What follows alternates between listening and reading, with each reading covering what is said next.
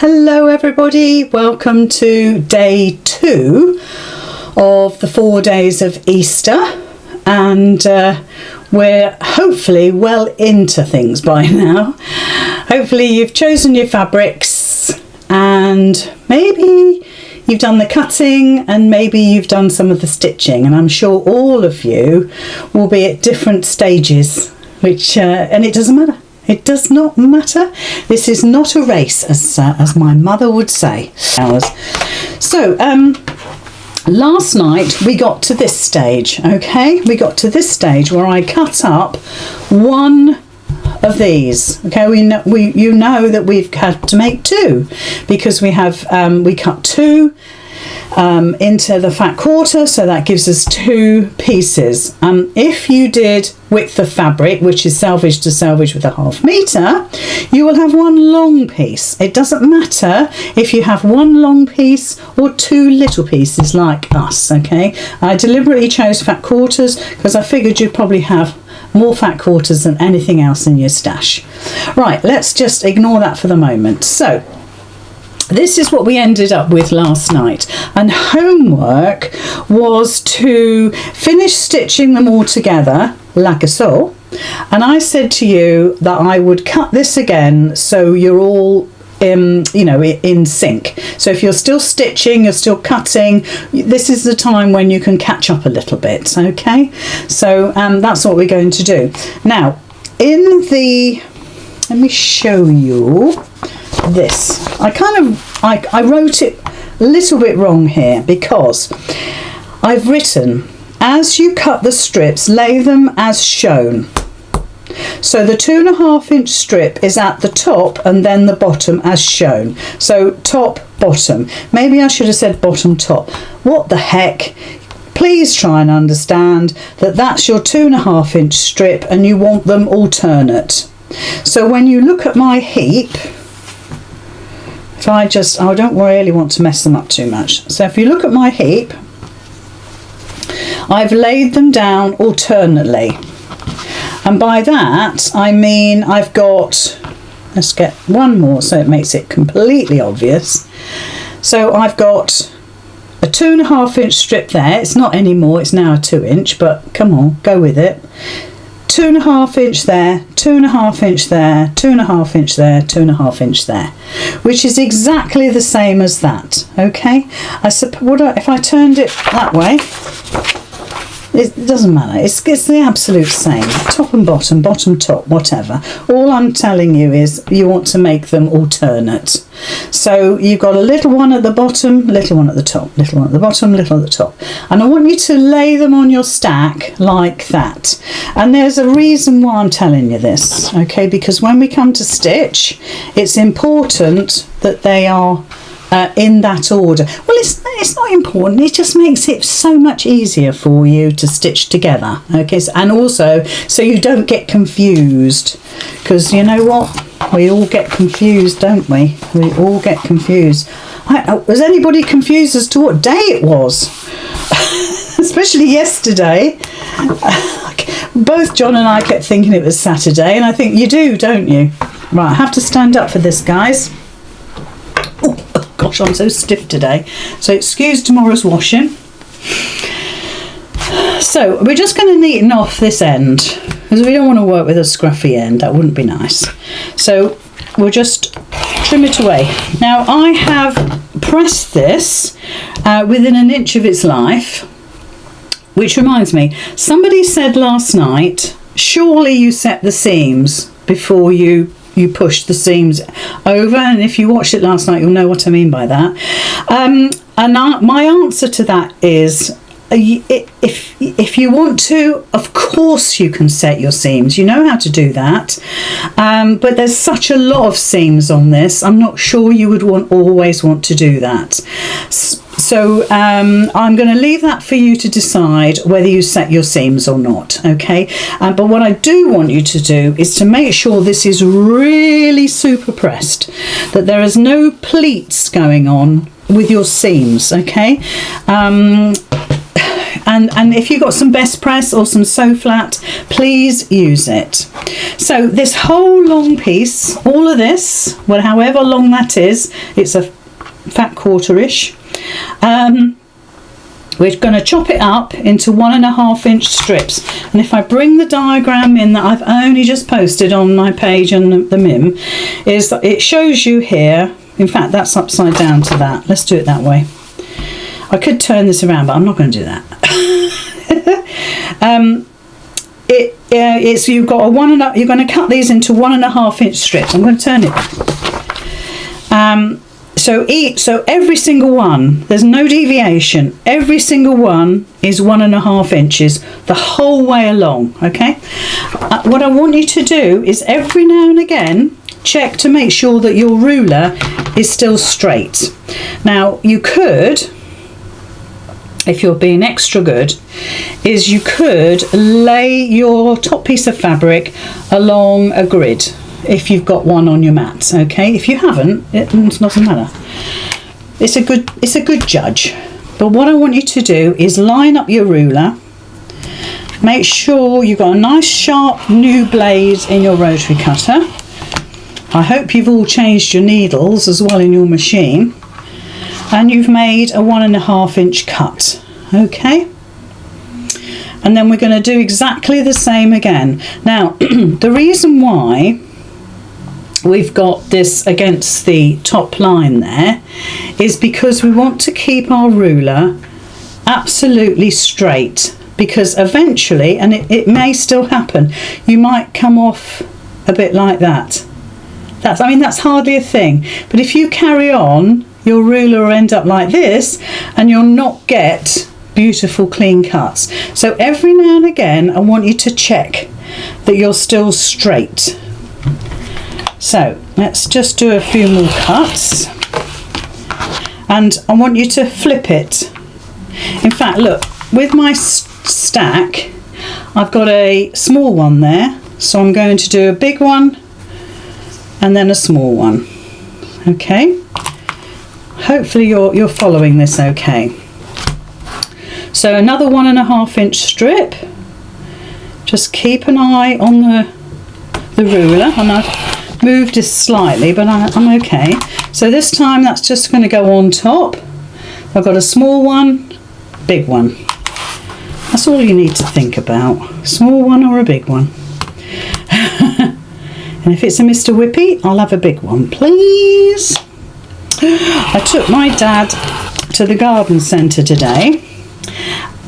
He needed some bigger pots for his tomato plants that he's growing for us all. And there's 5 of us kids, so he needs to grow at least 30. He does very well. And they have an ice cream parlour. Can you believe it? Honestly, I didn't show him because he's an absolute freak for an ice cream. He would just do anything for an ice cream. He really would. Right, so, well, there's Mr. Amazon. So, now what I want you to do, because I've been chatting, this has gone off slightly adrift. I want you to now put a straight line at the top of your fabric that's on your ruler. And I want you to see if it's still the same at the bottom. Now, I don't know if you can see it. Can you see I've gone off like that? We need to straighten that up, guys. We need to straighten it up. Several ways you can do it. And this is only happening because I'm nattering and I'm not concentrating. Put one of those edges onto a straight line here. Can you see how that's gone off? And I want you to line up your ruler, and you want to take off as little as possible, and I want you to straighten it up. It's possible we didn't start straight, but anyway. And if you have a look now, this is beautifully straight along that line there, and this is straight and parallel with that line there. Okay, so it's a good little tip. Just don't go gung-ho with it, because you perhaps will end up with diagonal strips. It's easy done. Yes, so I didn't tell him there was an ice cream parlour, but in actual fact it was a little chilly, and of course he's in his wheelchair and he does feel the cold. So, and we hadn't put his big jacket on. He'd only put his little lightweight summer jacket on because of course the house is cosy and the sun's been shining. So he thought that all he needed was his lightweight, and he was at the door when I got there. Normally he's not, but he was at the door, so we didn't have time to think about clothing. So yeah, so next time we will have perhaps a cup of tea and then we'll get an ice cream. Bless him. Oh, he does love an ice cream. I can tell you a story about that in a minute. Always got a story about my dad. And I'm sure you're all the same. So I'm doing this super slow, so hopefully you can catch up with me and keep up and join in as best you can. And just keep an eye on that straight edge again. So also just keep an eye on your big bit, little bit. Just keep your eye on that. It will just help you when you're stitching it together. Yep. So 1.5 all the way along. And I haven't counted my strips because whatever you end up with is what we'll work with. It's no bother. The main thing is that you have joined in. That's the main thing. So just make sure we're topping and tailing. So the last cut, and just line that all up, and there we are, and that's our waist. You can keep that waist if you want to or you can throw it away. I think sometimes there's a limit. Okay, what we've created, or what we're going to create, let's say 28 strips, because now we know, is that we're going to create one long strip, we're going to tidy it up, we're going to cut it in half, okay? And this is 1/2, this is 2/2. Now you might say, why didn't we make up one lot of fat quarters, then another lot of fat quarters and create 2 strips? And there's a very good reason for that. There's a huge amount of waste on the ends. And if you had done each fat quarter set and then cut them, they would be about that big. Truly, it's amazing. You'll see as we go along. So anyway, if you've got less than that, and truly it doesn't matter, we can make a strip going all the way along there, and won't it look gorgeous? And if you've got any scrap left over, which you may well have, there will be other things that we can do. It can be made into a wallet or a purse or something like that. We could even include it maybe, and if you wanted to, you could do a cross, because there might be a piece here that you can fit top and bottom, or a patch here and here. So do not worry, okay? Do not worry. And now, obviously, oops, if I was in a class situation, I could see what you were doing and I could help you. But I've got to leave a lot of this to your imagination. So hopefully you're up for it. Okay. So let's just go back on that overhead again. And you're all ready. For you. Now, we're going to take them from the heap as we go. Alright, I'm not going to lay these out because I have got them exactly where I need them to be. And if we look at the, where is it, the third pattern here, just a sec, let me get me a piece of paper. This is how we want to lay them out, okay? Now, it doesn't matter whether you start with a little one or whether you start with a big one. It really doesn't matter. I mean, if you start with a big one, you're just going to have that one there, okay? So ideally, you're going to have a little one on the top of your heap. And we're going to stitch them from the heap, but we're going to stitch them like this. Now, I'm going to lay them out on my desk so you can see. So that's our first one, obviously. Same as. It's not to scale, by the way. And then the second one is like that. So your big piece here is parallel to that little square there. So you've got a kind of an L shape, yeah, look for Liz. Hey! So then the second one, the third one, I beg your pardon, goes here. Now that's going to feel very uncomfortable for you. If you have never done Seminole before, this will feel really uncomfortable, because what about that bit? Well, it don't matter about that bit, because we're going to chop it off at the end of the day, okay?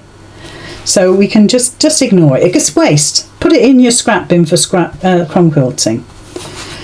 And then we're going to do that. Yeah? So what you're going to have is pairs.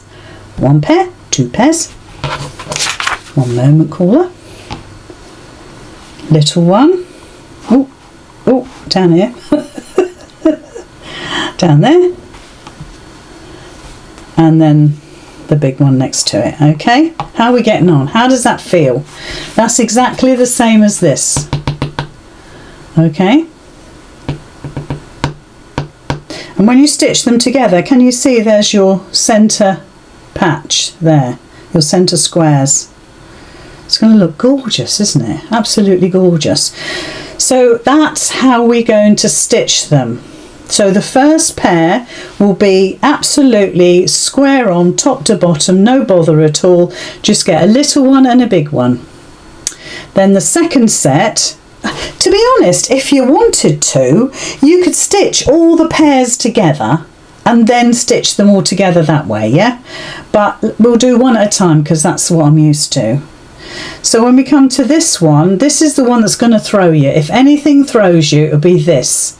So constantly look at this. Yeah, constantly look at it. There was something else. Oh yeah, my wonky squares. When you put the wonky squares together, always refer to the diagram, always, because although I've cut hundreds and hundreds and hundreds of wonky squares, I still have to look at the diagram. I don't know why. I have brain freeze over it. And they're so fantastic, but they're worth it. So this is what we're doing, okay? So we're going to stitch them from the pile like this. So I'll do a few, and then you can have a look, see what it looks like. But this is what we're doing. So if you want, get Facebook up and get this on another screen, or print it off quickly now. And this is your go-to. So what I'm going to do is put these back. So I'm going to put them back exactly in the order that I picked them up.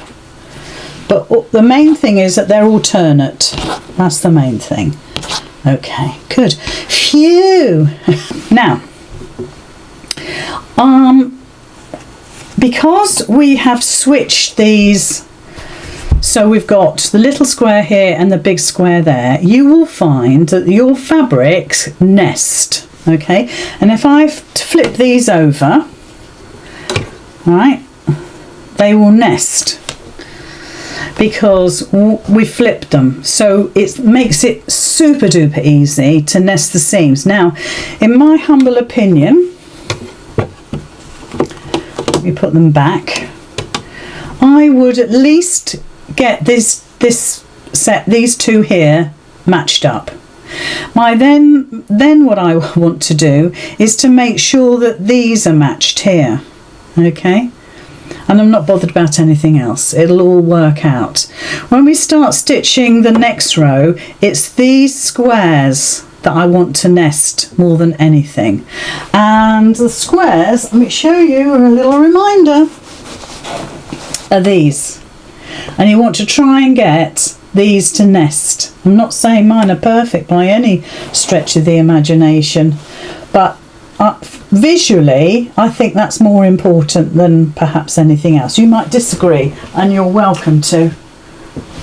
Okay, so right sides together, we're doing a 1/4 inch seam allowance, and like I said, you will find that these nest beautifully. So the first row of 28. So we'll see how we go. We'll do it just to the time. Now then, your best tool now is your stiletto. So if you've got a stiletto, please use it. It really helps to hold your fabric. See how the point of that is holding my fabrics, and my fingers are way, way away. from the needle. So now I've got that first one nested, I'm going to look down here and just nest these. Twilsley, I just really want you to stitch them. So I don't necessarily want you to go real crazy and pin and clip and quilter's tape, because there's so much stitching going on, really there is. So I really don't want you to get you know, uptight about it. So there's our first row, and then when we flip it back, I'm not even going to look at my points, not too bad. That's what we got. So if I do it that way, okay, so hopefully you've got something that looks quite similar. But the main thing is are these top ones here. Okay, you got an L. Love it, Lizzie. So the next one, this is where you might get a little bit anxious, because you're not going to remember every time until you've done a few that you're going to marry up the blue. So if I put it down there, that's where you want it to be, and you've got this great big gap. So what I want you to do is nest that first little blue. So if I hold that up, nest that first little blue, and if you want to, pop a pin in. Let's pop a pin in. Let's go crazy. Pop a pin in or a clip. The clips are a bit heavy for this, I'll be honest. And then I want you to start stitching from the top. So it's not much to sort of hold by hand. And if you want to, pop a pin in there. Don't worry. You mustn't worry about it. But start stitching from there, okay? And hopefully you can see okay. And then obviously you're going to take that pin out because it was there as a guide. So nest that seam as best you can. Try and keep to that 1/4 inch seam allowance. Now we've got the most important, in my opinion, the most important squares here. Do you see the little group of 4? And I really want to try and nest those, okay? That possibly is the only one that will stand out. I don't know. You might think differently. And again, use your stiletto to hold the layers and hold them in place. There's no guarantees, but it's not a bad way of stitching. And let the stiletto go near the needle, not your finger. We don't want to stitch fingers. It's not a good look. And obviously you don't need to go any further than there. So if I hold that up, that's what it looks like. So it does look a bit weird. And if I open it up, that's what it looks like. Okay, so our next one goes, it butts up to that. So we've got to think of an L. I think that's probably the easiest way of thinking about it. So our blue, I'm going to pop a pin in so you can see. I'll do a pin going this way. Let's get a pin in there. That's it. So the next one, this is your second pair. So if I lift it up, there we go, that's how it looks. So if we look at the chart again, yeah, so we've done these, we've done that one, we're just stitching that one now. And yes, do them in pairs. What a genius idea that I had and Abigail stole. Because she's obviously a mind reader. But so you're starting off with these matching at the top now. So these are your 2 bits matching at the top. So you don't really need to pin there because they should meet up. And then we'll just stitch them together. So we'll see how far we get. We'll do a few. And then I'll give it a press and we'll see how it looks. And just take your time. Trust your instinct with these nesting bits, you know. Trust that they're going to sit together. Some will be perfect, some will be a little bit out. Right, so the next one, the blue, is going to come down here. Okay, so once again, I'm going to pop a pin in. Right, and then I'm going to show you. So can you see? I've got that little one butt up against the bottom of the big one. So by now you're starting to feel maybe a little bit more comfortable. Okay, so what do you think to that so far? So, as you can see, I've done however many, 2, 4, 6, 8, 10, 12, not even half, but that's because I'm going slowly. I am absolutely not cutting any of this because you need to do the whole long strip first. So I will continue stitching this tomorrow, and then when I come back tomorrow night, all of this will be stitched. Okay. When we come to do the next bit, and I'll do another little diagram tomorrow, you're actually going to turn it like that. Okay. And obviously this needs a darn good press. And what we do is we take our ruler, and I don't want you to do it until I'm there, okay? Until we're all at the same stage. So don't jump ahead. We'll do it all together. And what we're going to do, can you see where my ruler is? We're going to chop all these points off. Okay? So all of this will be waste, but we absolutely don't do any of that until we've stitched the whole thing. So that is it. That is it for tonight. So tomorrow night, if you've got that far, looks nice, doesn't it? We will cut and trim and straighten these up. We will then cut them to size, and then we will do the centre strip if that's what you want to do. That you could do some more Seminole if you're feeling brave, but we'll do a centre strip, and then we'll be ready to nearly to put the cushion together. So Monday night we'll probably do the zip and complete the cushion, and we'll take it steady. Okay, so hopefully you've got a little way to that. Looks great on the camera, doesn't it? And really doesn't look,